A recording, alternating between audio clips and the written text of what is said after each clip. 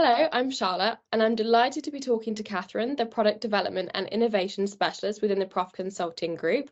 Hi, Catherine. Thanks for joining me today. Hi, nice to be here. Now, it's no concern that health and wellness is definitely a growing concern and trend. Could you please elaborate?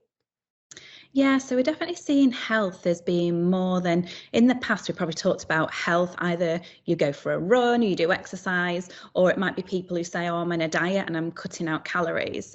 And actually, health has become more health and wellness, and that understanding that what you eat or it can have a look at your overall wellness and well-being, and it's not just about cutting things out, it's actually about adding things to help you and in your nutrition. So yeah, there's a definite movement in kind of health and overall wellness, and food being a catalyst of that. And what are the trends? So there's so many trends in health, but it is massive. So in the UK, we've got a massive obesity crisis, as there are in many countries across the world. So that has kind of started the conversation.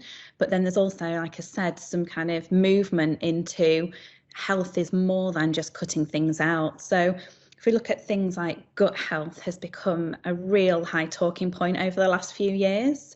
So you've got people that there's a real clear association starting to come through that if you've got a healthy gut, you've got overall health, and even that's from your mental well-being all the way through to your physical health.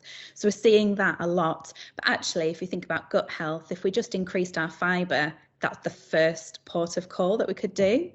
So you've got things like that. We've also what I would probably label helpful boosts. So this is where things are added to food. So whether it's vitamins, or we've got like a new line of things called nootropics. So nootropics are things that have been consumed then. They're just natural ingredients, but things like turmeric and lemon balm are nootropics, but they're known to have properties that can help within the body, and these are getting added to products to kind of boost your mood, and we're also seeing other boosts. So if you want to feel awake, there's things that are labeled this way, or you want to feel focused, so it's more that what you're consuming helps with the mood that you've got and what you're trying to achieve in that moment in time.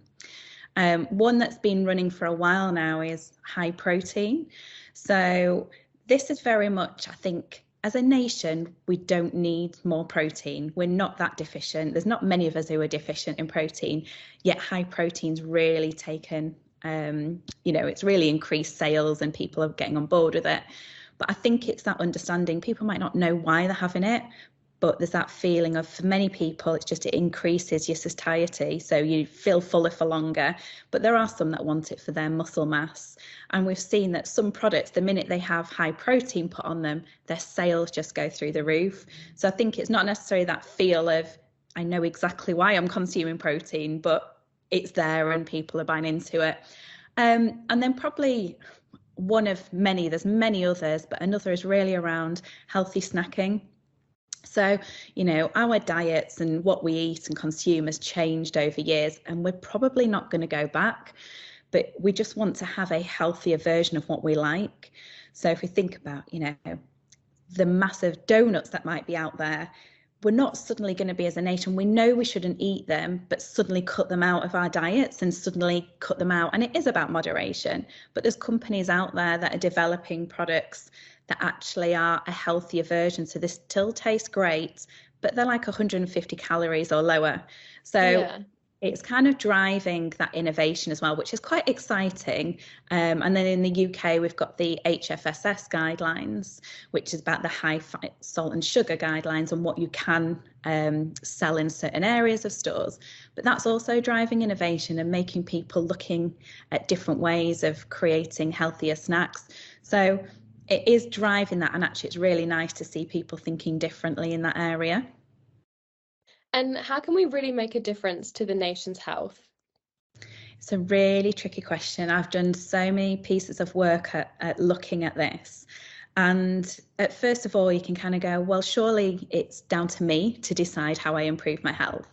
But it's so difficult if you think about the world we live in. We've got so many things that are, why we might buy something and influencing that. So our environment, so whether it's social media, whether it's what we can actually purchase, whether it's having more out of home eating, it's easier to get things delivered to your house, or like even from when I was growing up, just access to be able to go out to eat is a lot more, Yeah.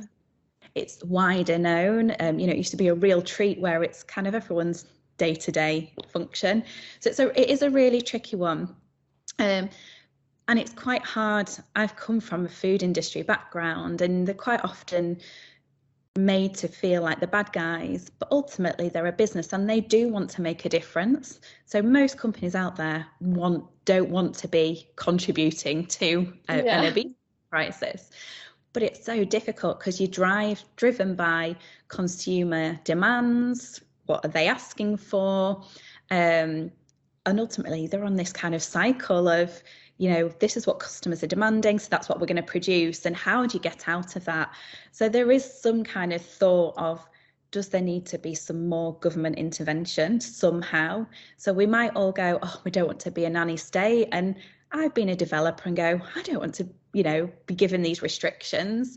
But actually, there's a lot of conversation around level playing fields. And if there was some kind of incentive to develop more healthy products or sell more healthier products. So it's not that you're restricting anything, but actually there should be more incentives to kind of go, actually, this healthier product is half the price of something else. And how could potentially work. So I suppose there's that one side. And then you could look at, when I just touched on like the out of home eating, is there something that needs to be kind of grasped hold of that? So it's great that the accessibility is there, but actually we know that if you consume things out of home or deliveries, so if you think of all like Deliveroo and Just Eat, that your calorie intake is much higher when you're getting from them. And in certain areas, you don't have access to healthier items or healthier restaurants. So is there something that should happen there? So it's not to like restrict and, it's nobody, I love food and food is becoming part of people's life. It's not just about I'm eating to fuel my body. It's an enjoyment. But should there potentially be some more restrictions or interventions to help people make different choices rather than expecting us all to suddenly make that choice? Because I know what I should be eating. Do I all the time? No, because I'm as influenced as the rest of the nation in it. So yeah, it's an interesting conversation and one that I think is not an easy answer. Yeah. And a lot of people talk about prevention versus intervention. What would be the main differences and which one is probably better? Yeah, so prevention is probably, so if I think about it in the food context, prevention is kind of consuming and eating to prevent disease or preventing illnesses. And then intervention would be more, you've got to the stage where you need someone to intervene to make you better. So recently it's been in the news that there's a new tablet that can be taken that suppresses appetite. So to help people who are obese. And then there's some conversations say, well, actually, that's not really helping them understand how they can change their behaviour.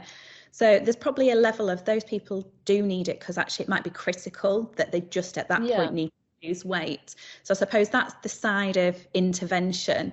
But it'd be great to see maybe more investment looking at the prevention.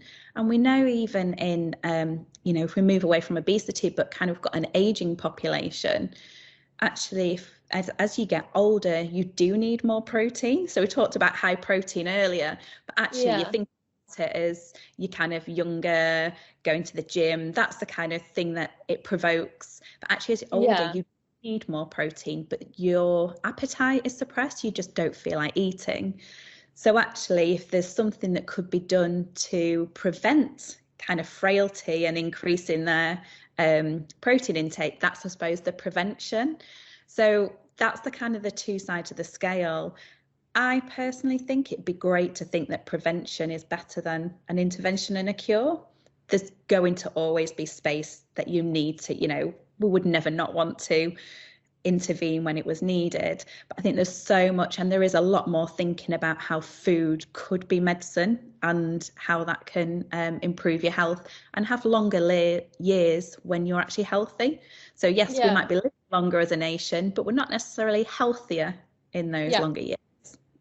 And do you think that food can be considered medicine? It's really interesting, and kind of it's a phrase that we hear a lot. But I always think there's an example of a supermarket in America, Kroger, and they've actually looked at this in a little bit more detail. So they've done a trial with some local doctors in one of the regions where the doctor can prescribe a prescription for food.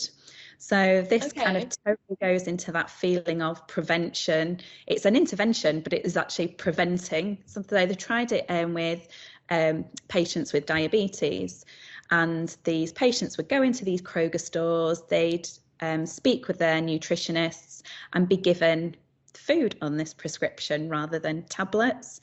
But not only were they given like what food they should eat, they were taught to them about their cooking skills, because actually that could be preventing them eating in a certain way. So it wasn't suddenly like, right, here's all this food that you might never eat, but this is what you should be eating. It was really looking into it.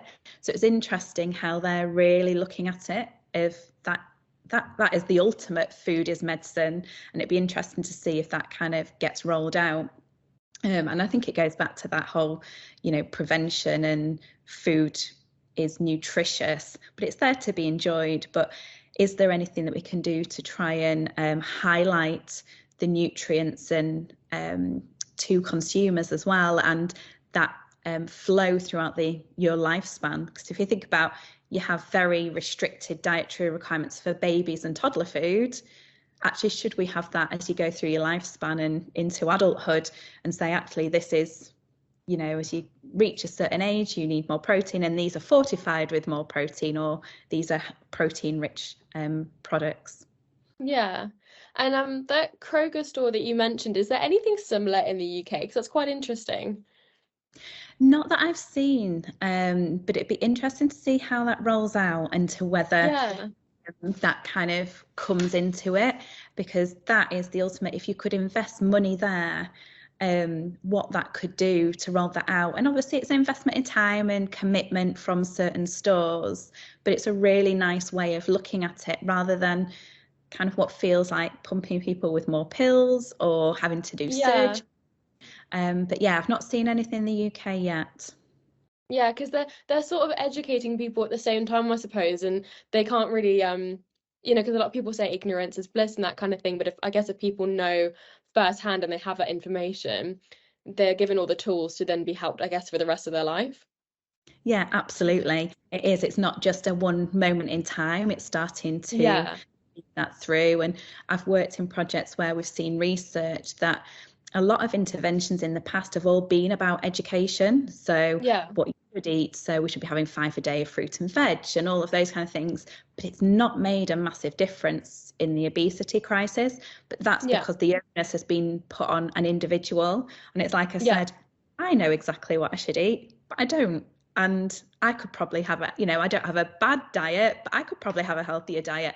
So it shows that there's almost like a link between intervention from an education, and is there some intervention in a way of creating those behaviours. So the intervention isn't about medical intervention, it's about Yeah.